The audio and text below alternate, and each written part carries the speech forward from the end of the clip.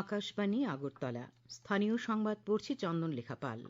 এখনকার বিশেষ বিশেষ খবর হলো, মুখ্যমন্ত্রী অধ্যাপক ড মানিক সাহা বলেছেন, নেশামুক্ত রাজ্য গঠনে রাজ্য সরকার জিরো টলারেন্স নীতি নিয়ে কাজ করছে। কেন্দ্রীয় অসামরিক বিমান চলাচল রাষ্ট্রমন্ত্রী মুরলীধর মহল বলেছেন, প্রধানমন্ত্রী নরেন্দ্র মোদীর দিশায় সারা দেশের সঙ্গে গোটা উত্তর পূর্বাঞ্চলের দ্রুত বিকাশ হচ্ছে। ত্রিপুরা মধ্যশিক্ষা পর্ষদ পরিচালিত এবছরের উচ্চ মাধ্যমিক পরীক্ষা আজ শুরু হয়েছে। আগামীকাল শুরু হচ্ছে মাধ্যমিক পরীক্ষা। রাষ্ট্রপতি দ্রৌপদী মুর্মু বলেছেন যে, আয়ুর্বেদ, যোগব্যায়াম এবং অন্যান্য আয়ুষ পদ্ধতি কেবল রোগের চিকিৎসাই নয়, বরং এটি সামগ্রিক স্বাস্থ্য ব্যবস্থাপনার বৈজ্ঞানিক একটি দিক। এবারে সংবাদ বিস্তারিত। মুখ্যমন্ত্রী অধ্যাপক ড মানিক সাহা বলেছেন, নেশামুক্ত রাজ্য গঠনে রাজ্য সরকার জিরো টলারেন্স নীতি নিয়ে কাজ করছে। আজ অরুন্ধতী নগরস্থিত মনোরঞ্জন দেববর্মা স্মৃতি পুলিশ স্টেডিয়ামে পুলিশ সপ্তাহ প্যারেড 2026 অনুষ্ঠানে তিনি কথা বলেন।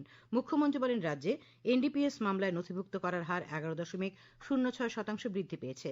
গত কয়েক বছরে প্রায় 1641 কোটি 89 লক্ষ টাকার নেশাদ্রব্য বাজেয়াপ্ত এবং ধ্বংস করা হয়েছে। তিনি বলেন, রাজ্যে আইন শৃঙ্খলা নিয়ন্ত্রণ এবং অপরাধ প্রবণতা কমাতে পুলিশকে অত্যাধুনিক প্রযুক্তি ব্যবহারে আরও দক্ষ হয়ে উঠতে হবে। রাজ্যে বর্তমানে শান্তির পরিবেশ প্রতিষ্ঠিত হয়েছে। রাজ্যের আইন শৃঙ্খলা পরিস্থিতির অনেক উন্নতি হয়েছে। মুখ্যমন্ত্রী আরও বলেন, রাজ্য পুলিশের 916 জন কনস্টেবল এবং 218 জন সাব ইন্সপেক্টর নিয়োগ করা হবে। অনুষ্ঠানে রাজ্যের প্রতিটি থানাতে নতুন গাড়ি ও মোটর সাইকেল দেওয়ার লক্ষ্যে আজ 114টি পুলিশ বাইক এবং 22টি নতুন পুলিশ ভ্যানের যাত্রার সূচনা করেন মুখ্যমন্ত্রী। অনুষ্ঠান উপলক্ষে মুখ্যমন্ত্রী আরক্ষা বাহিনী আয়োজিত রক্তদান শিবির পরিদর্শন করেন এবং রক্তদাতাদের উৎসাহিত করেন। আজ 500 জন আরক্ষা জওয়ান স্বেচ্ছায় রক্তদান করেছেন। অনুষ্ঠানে রাজ্য পুলিশের আইজি কৃষ্ণেন্দু চক্রবর্তীকে মুখ্যমন্ত্রী বিশেষ সেবা পদক প্রদান করা হয়। কেন্দ্রীয় সমবায় ও অসামরিক বিমান চলাচল দপ্তরের রাষ্ট্রমন্ত্রী মুরলীধর মহল বলেছেন, প্রধানমন্ত্রী নরেন্দ্র মোদীর দিশায় সারা দেশের সঙ্গে গোটা উত্তর পূর্বাঞ্চলের দ্রুত বিকাশ হচ্ছে। আজ কৈলাসহরে আকাশবাণীর জেলা প্রতিনিধি অনুপম ভট্টাচার্যকে একান্ত সাক্ষাৎকারে কেন্দ্রীয় মন্ত্রী একথা বলেন। কেন্দ্রীয় মন্ত্রী শ্রী মহল আজ কৈলাসহর সার্কিট হাউসে কনফারেন্স হলে ভারত সরকারের বিভিন্ন প্রকল্পের কাজের অগ্রগতি নিয়ে পর্যালোচনা বৈঠক করেন। বৈঠকে ভারত সরকারের বিভিন্ন প্রকল্পের রূপায়ণ, উন্নয়নমূলক কাজকর্মের অগ্রগতি, সুবিধা অসুবিধা ইত্যাদি বিষয়ে আলোচনা ও মত বিনিময় করা হয়।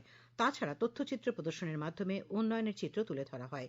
বৈঠকে উপস্থিত ছিলেন ঊনকোটি জেলা পরিষদের সভাধিপতি অমলেন্দু দাস, জেলাশাসক ড তমাল মজুমদার প্রমুখ। কেন্দ্রীয় রাষ্ট্রমন্ত্রী শ্রী মহল আজ শোভাতীর্থ ঊনকোটি পর্যটনস্থলে যান। তিনি প্রত্নভূমি ঊনকোটির স্থাপত্য ভাস্কর্য ঘুরে দেখেন, সেখানকার কিংবদন্তি ঐতিহ্য পরম্পরা সম্পর্কে অবহিত হন। ভারতীয় প্রত্নতত্ত্ব বিভাগের আধিকারিকরা ঊনকোটিতে কেন্দ্রীয় রাষ্ট্রমন্ত্রীকে উষ্ণ অভ্যর্থনা জানান। ত্রিপুরা মধ্যশিক্ষা পর্ষদ পরিচালিত এবছরের উচ্চ মাধ্যমিক পরীক্ষা আজ শুরু হয়েছে। আজ প্রথম দিন ইংরেজি বিষয়ের পরীক্ষা শান্তিপূর্ণভাবে সম্পন্ন হয়। আগামীকাল থেকে শুরু হচ্ছে মাধ্যমিক পরীক্ষা। মুখ্যমন্ত্রী অধ্যাপক ড মানিক সাহা সকল পরীক্ষার্থীদের শুভেচ্ছা জানিয়েছেন। অর্থমন্ত্রী প্রণজিৎ সিংহ রায় আজ গোমতী জেলার উদয়পুরে নবনির্মিত মৎস্য জ্ঞানার্জন কেন্দ্র এবং ধনীসাগর মৎস্য উৎপাদন কেন্দ্রের দ্বারোদ্ঘাটন করেন। এই উপলক্ষে উদয়পুরের অমর সাগরে জেলা মৎস্য আধিকারিক কার্যালয়ে আয়োজিত অনুষ্ঠানে তিনি বলেন, রাজ্য সরকার রাজ্যের সমস্ত অংশের জনগণকে আত্মনির্ভর করার লক্ষ্যে কাজ করছে। মৎস্যমন্ত্রী সুধাংশু দাস বলেন, সারা রাজ্যের মধ্যে গোমতী জেলায় সবচাইতে বেশি মাছ উৎপাদিত হয়। জেলার চাহিদার তুলনায় 2000 মেট্রিক টনের বেশি মাছ উৎপাদন করা হয়। অনুষ্ঠানে উপস্থিত ছিলেন বিধায়ক রামপদ জমাতিয়া, গোমতী জেলা পরিষদের সভাধিপতি দেবল দেবরা এবং উদয়পুর পুর পরিষদের চেয়ারম্যান শীতল চন্দ্র মজুমদার। ভারতের দূরসঞ্চার নিয়ামক কর্তৃপক্ষ অর্থাৎ ট্রাই কলকাতা আঞ্চলিক কার্যালয়ের উদ্যোগে আজ আগরতলায় মহিলা পলিটেকনিক কলেজে এক আউটরিচ কর্মসূচির আয়োজন করা হয়। এই কর্মসূচির অন্যতম উদ্দেশ্য হল গ্রাহকদের স্বার্থ রক্ষার জন্য ট্রাই গৃহীত বিভিন্ন উদ্যোগ সম্পর্কে জনগণকে অবহিত করা।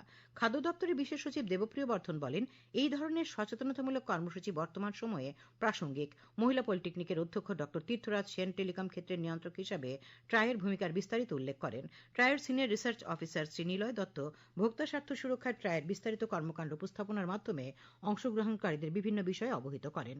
বিভিন্ন মোবাইল অ্যাপ যেমন TRAI my speed app, TRAI DND 3.0 app এবং TRAI my call app, tariff portal, গ্রাহক ক্ষমতায়নের জন্য ট্রাই দ্বারা তৈরি কিওএস এবং নেটওয়ার্ক কভারেজ ম্যাপ পর্যবেক্ষণের জন্য ট্রাই দ্বারা পরিচালিত ড্রাইভ টেস্ট এবং গ্রাহকরা কিভাবে এই অ্যাপ বা পোর্টালগুলির সুবিধা নিতে পারেন সে সম্পর্কে অবহিত করা হয়। ত্রিপুরা পুলিশের সাইবার ক্রাইম সেলের প্রতিনিধি এসআই টিটন পাল সাইবার অপরাধ সংক্রান্ত বিষয়ে আলোচনা করেন। বক্তব্য রাখেন ট্রাইয়ের উপদেষ্টা কৌশিক মুখার্জি, ট্রাইয়ের senior research officer Niloy Dutta. খবর প্রচারিত হচ্ছে আকাশবাণীর আগরতলা কেন্দ্র থেকে। রাষ্ট্রপতি দ্রৌপদী মুর্মু আজ বলেছেন যে আয়ুর্বেদ, যোগব্যায়াম এবং অন্যান্য আয়ুষ পদ্ধতি কেবল রোগের চিকিৎসাই নয়, বরং এটি সামগ্রিক স্বাস্থ্য ব্যবস্থাপনার বৈজ্ঞানিক একটি দিক। তিনি বলেন, আয়ুর্বেদ খাদ্যাভ্যাস, দৈনন্দিন রুটিন, ঋতুকালীন রুটিন এবং রোগ প্রতিরোধের জন্য বৈজ্ঞানিক নির্দেশিকা প্রদান করে। রাষ্ট্রপতি বুলদানা জেলার শেগাঁওয়ে আয়ুষ মন্ত্রক এবং অল ইন্ডিয়া আয়ুর্বেদিক কংগ্রেসের সহযোগিতায় আয়োজিত 4 দিনের জাতীয় আরোগ্য মেলার উদ্বোধনের পর এক সমাবেশে ভাষণ দিচ্ছিলেন। आयुर्वेद, योग और अन्य आयुष पद्धतियां हमें स्वस्थ और संतुलित जीवन जीने का मार्ग दिखाती है। आयुर्वेद में आहार, दिनचर्या, ऋतुचर्या और बीमारियों की रोकथाम के वैज्ञानिक नियम दिए गए हैं।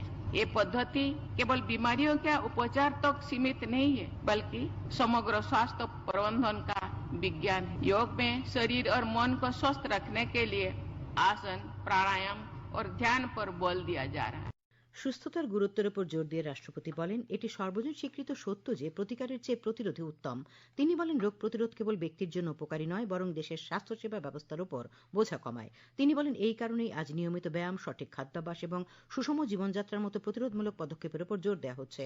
তিনি বলেন, বিশ্বব্যাপী মানুষ চাপমুক্ত এবং সুস্থ জীবনযাপনের জন্য যোগব্যায়ামকে গ্রহণ করছে এবং আয়ুর্বেদিক চিকিৎসা ও ওষুধ বিশ্বব্যাপী মানুষকে উপকৃত করছে। তিনি আয়ুষ চিকিৎসা পদ্ধতি জ্ঞানের উত্তরাধিকারের ভিত্তিতে বিশ্বকে একটি সুস্থ ভবিষ্যৎ প্রদানের জন্য গত দশকে সরকার কর্তৃক গৃহীত প্রচেষ্টার কথা তুলে ধরেন। রাষ্ট্রপতি বলেন যে সমস্ত নতুন এইমসে আয়ুষ বিভাগ স্থাপন করা হয়েছে। আয়ুষ ক্ষেত্রে ব্যবসা সহজ করার জন্য বেশ কয়েকটি পদক্ষেপ নেওয়া হয়েছে, যার ফলে ওষুধ উৎপাদন এবং রপ্তানিতে অতি ক্ষুদ্র, ক্ষুদ্র এবং মাঝারি শিল্প ও স্টার্টআপগুলিকে উৎসাহিত করা হয়েছে। আয়ুষমন্ত্রী প্রতাপরাও যাদব এই বছরের কেন্দ্রীয় বাজেটে আয়ুষ ক্ষেত্রে বরাদ্দের জন্য প্রধানমন্ত্রী নরেন্দ্র মোদী এবং অর্থমন্ত্রী নির্মলা সীতারামনকে ধন্যবাদ জানান। রাজ্যে নির্বাচিত জনপ্রতিনিধিদের দায়িত্ব, কর্তব্য ও জবাবদিহিতা নিয়ে রাজ্য বিধানসভার উদ্যোগে আগামী 27শে ফেব্রুয়ারি আগরতলার প্রজ্ঞা ভবনে আলোচনা সভা ও কর্মশালার আয়োজন করা হবে। রাজ্যপাল ইন্দ্রসেনা রেড্ডি নালু আলোচনা সভা ও কর্মশালার উদ্বোধন করার কথা। আজ রাজ্য বিধানসভা ভবনে এক সাংবাদিক সম্মেলনে বিধানসভার উপাধ্যক্ষ রামপ্রসাদ পাল এই খবর জানান। সাংবাদিক সম্মেলনে পরিষদীয় মন্ত্রী রতনলাল নাথ জানান, কমনওয়েলথ পার্লামেন্টারি অ্যাসোসিয়েশন সিপি এর অনুরোধে আগরতলায় এই আলোচনা সভা এবং সম্মেলনের আয়োজন করা হচ্ছে। তিনি জানান, আলোচনা সভা ও সম্মেলনে রাজ্যে নির্বাচিত 3 সাংসদ, রাজ্য বিধানসভা নির্বাচিত সদস্য, এডিসি সদস্য, ত্রিস্তর পঞ্চায়েতের নির্বাচিত সদস্যদের আমন্ত্রণ জানানো হয়েছে। আলোচনা সভা সম্মেলনে উপস্থিত থাকবেন মুখ্যমন্ত্রী অধ্যাপক ডক্টর মানিক সাহা, রাজ্যসভার ডেপুটি চেয়ারম্যান হরিবংশ নারায়ণ সিং, কেন্দ্রীয় আইন ও সংসদীয় বিষয়ক মন্ত্রী কিরেন রিজিজুও। পরিষদীয় মন্ত্রী শ্রী নাথ জানান, উত্তর পূর্বাঞ্চলের 8 রাজ্যকে নিয়ে গঠিত সিপিএ জোন 3 এক সম্মেলন আগামী এপ্রিল মাসে আগরতলায় অনুষ্ঠিত হবে। সাংবাদিক সম্মেলনে বিধানসভার মুখ্য সচেতক কল্যাণী সাহা রায় বক্তব্য রাখেন। বিকশিত ভারত, বিকশিত ত্রিপুরার বাস্তব রূপরেখা কি হবে তা তুলে ধরার জন্য খাদি গ্রাম বিকাশ সংস্থার উদ্যোগে আগামীকাল আগরতলা শিশু উদ্যানে 3 দিনব্যাপী মেগা প্রদর্শনী শুরু হবে। আজ আগরতলা প্রেস ক্লাবে আয়োজিত সাংবাদিক সম্মেলনে কথা জানান রাজ্যসভার সাংসদ রাজীব ভট্টাচার্য। তিনি বলেন, আগামীকাল বিকেল 4টায় মুখ্যমন্ত্রী অধ্যাপক ডক্টর মানিক সাহা এই প্রদর্শনীর সূচনা করবেন। বাল্যবিবাহ নয়, শিক্ষাই হোক ভবিষ্যৎ এই স্লোগানকে সামনে রেখে জেলা সমাজ শিক্ষা পরিদর্শকের ব্যবস্থাপনায় রাজ্য শিশু অধিকার সুরক্ষা কমিশনের প্রচার গাড়ি আজ সিপাহীজলা জেলায় যাত্রা শুরু করেছে।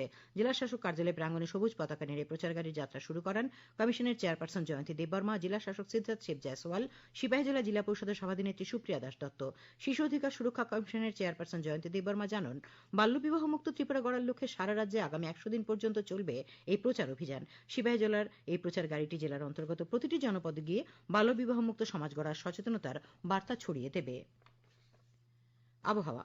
আগামীকাল আকাশ আংশিক মেঘাচ্ছন্ন থাকবে। আজ দিনের সর্বোচ্চ তাপমাত্রা ছিল 31.8 ডিগ্রি সেলসিয়াস এবং সর্বনিম্ন 17.2 ডিগ্রি সেলসিয়াস।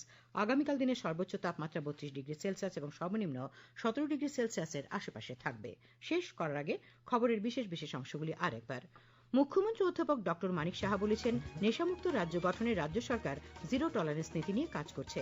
কেন্দ্রীয় অসামরিক বিমান চলাচল রাষ্ট্রমন্ত্রী মুরলীধর মহল বলেছেন, প্রধানমন্ত্রী নরেন্দ্র মোদীর দিশায় সারা দেশের সঙ্গে গোটা উত্তর পূর্বাঞ্চলের দ্রুত বিকাশ হচ্ছে। ত্রিপুরা মধ্যশিক্ষা পর্ষদ পরিচালিত এবছরের উচ্চ মাধ্যমিক পরীক্ষা আজ শুরু হয়েছে। আগামীকাল শুরু হচ্ছে মাধ্যমিক পরীক্ষা।